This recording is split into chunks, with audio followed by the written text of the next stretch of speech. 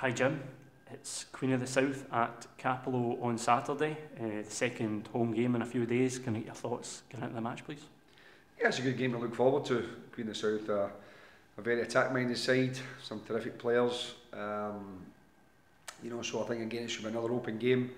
Similar to Tuesday, I think both teams knew it was the importance of winning the match, and therefore the game was very open. There was a lot of chances from both teams. Fortunately from our point of view, we managed to nick it in the dying seconds, but credit to them back. I thought they played very well, and Queen of the South I think will approach the game in a similar fashion. People can maybe suggest that they don't have too much to play for.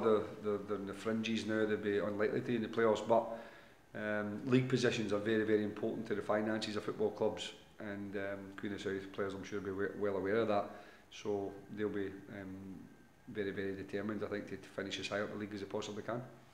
So you don't think that will have any sort of effect on their game plan? Sometimes they can be more open, and they'll maybe already be open and attacking anyway. They won't just come out more with the league positions. I think they'll be relaxed. There's maybe not so much responsibility or expectation on them. But in terms of determination, no, I think they'll be equally as determined to, as I said, to try and finish up the league table as high as you possibly can, as I said, because that brings in considerable revenue to the club, and ultimately that benefits all the players, because a lot of players out of contract, the manager will look at his budget, so everything's really, really important for football clubs. There's no meaningless games, because the more points you have, the higher up the league you finish, the more benefit there is to everyone. So no, I've got absolutely no doubt about the commitment from Queen of the South. I think they'll be very, very determined to try and get a result. But listen, we've got to have the same commitment as we've shown for the vast majority of the season. I expect that. It was a tough match on the back of Saturday as well. On Tuesday and it went, as I say, right to the wire. So the players were, they were shattered after the game. I think a lot of relief as well. A lot of nervous energy perhaps used up in the game. But they've had a couple of days to recover, so hopefully we'll be ready to go again on Saturday. You mentioned this is the business end of the season. The games are pivotal now. Saturday, must win. Well, again, it's a throwaway line. Who knows? Because you don't know what happens in other games. So, but listen, if we want to try and make it as uncomfortable as we can for other teams, then we've got to look to get 3 points. But we'd be looking to do that anyway. But at this stage of the season, you're right. The games do become more important. There's no room for error. So that was obviously evident on Tuesday, and it'll be the same again on Saturday. There might come a time in games where you might think a point's not a bad result if you're not playing as well, or for whatever reason.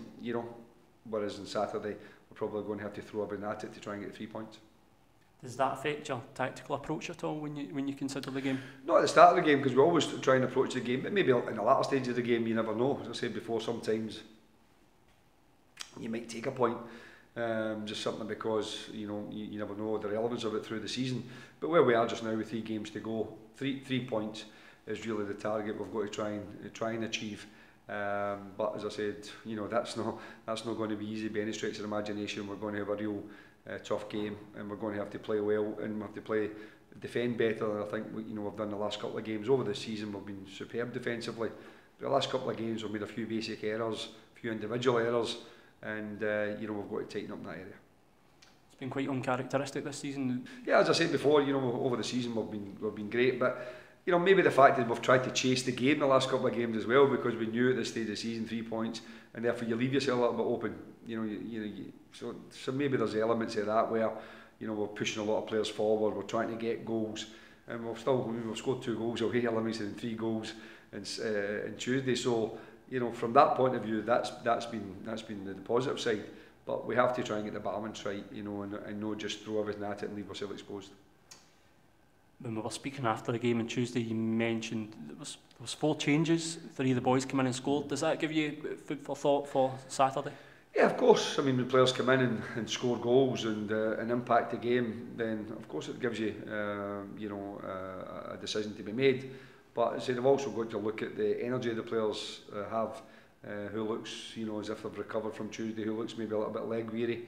And also the opposition you're playing against. We've got a different players to play against, and we've got a squad of players to select from. So you know, we'll try and get the team selection right. We've changed it over the last couple of games, and as I said, there'll probably be another couple of enforced changes anyway, you know, just maybe 1 or 2 knocks and injuries, but you know, we'll hopefully, as I said, you get the right team on the pitch to get the result.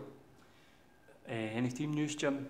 Obviously Derek Gaston had to get an X-ray. Is there results of that, and how is it? Yeah, I mean, it didn't show any break, but there's a lot of really small bones in the hand, so he's in a strap-in.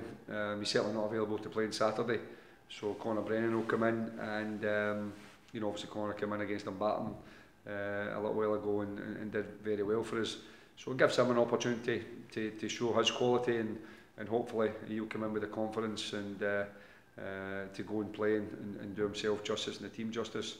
Obviously, Luca Gasparotto, who missed out the game, has got an infection, quite a severe infection, which is on strong antibiotics.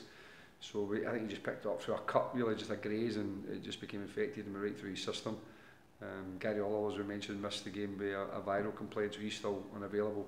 And Michael Tidser, who had struggled before the game, but we felt we wanted him on the pitch, but then probably compounded a little bit during the game with a neck strain. So he's probably 50-50 really as we are at this moment in time. So yeah, there's decisions to be made, but you know, that's the nature of the job. We speak about football, speak about the importance of football, but recently there's been sad news, and for yourself as well, as 2 men in football that you knew pretty well, was Ray Wilkins and John Lambie, have passed away recently. I know you knew them very well, Jim. Yeah, I mean, obviously I worked with both of them, and you know, it's sad when people, you know, I think sometimes when we look at footballers and people in the public eye, we tend to think that they're immune from a lot of the illnesses that other people seem to suffer and other families seem to suffer. But with Ray going with a heart attack at 61 and then John with cancer, you know, it's devastating for both their families, and like many of the tributes have been paid to them, and quite rightfully so, and you know, the condolences can only go to their family and friends, because these are the people that matter, because when you're in the public eye, these you know, events become public, and it's sometimes difficult because you want private time to go and mourn your family, and rightfully so you've just got to be respectful. But yeah, Ray was, as I said, a Jamie guy, a terrific coach, a really good football man, really respectful, well loved right through the game, and played at an unbelievable level. And John Lambie was, as everybody says, was a real character, a unique manager in many ways.